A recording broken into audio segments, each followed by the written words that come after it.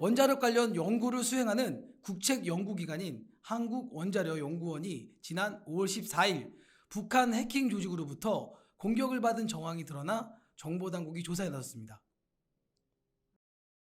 원자력연구원은 가상사설망, VPN 시스템 취약점을 통해 신원 불명의 외부인이 일부 시스템에 접속한 이력이 확인됐다고 밝혔습니다.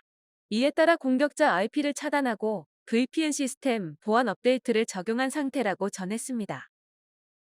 국회 정보위원회 측 자료에 따르면 13개 외부 IP가 원전과 핵원료 원천 기술을 보유한 일부 시스템에 무단 접속했습니다. 이에 무단 접속 IP 이력을 추적한 결과 일부는 북한 정찰총국 산하 해커 조직인 김숙희의 해킹 서버로 연결된 사실을 확인했다고 합니다.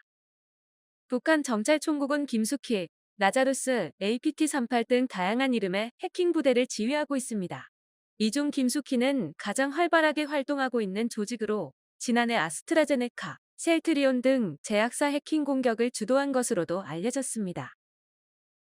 공개된 내용으로는 한국원자력연구원 직원 이메일 주소, 개인 휴대전화 번호, 사내, 아이디 및 비밀번호가 포함된 계정 정보 등을 비롯해 심지어는 재택근무 여부까지 해커들 사이에서 공유된 것으로 확인되었습니다.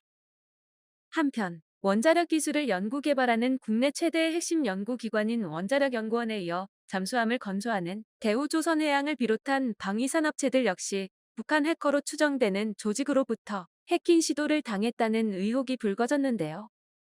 밝혀진 바에 따르면 대우조선해양을 비롯한 국내 방위사업체들은 지난해 말부터 올해 상반기 사이 해킹 시도에 노출된 정황이 발견된 것으로 알려졌습니다.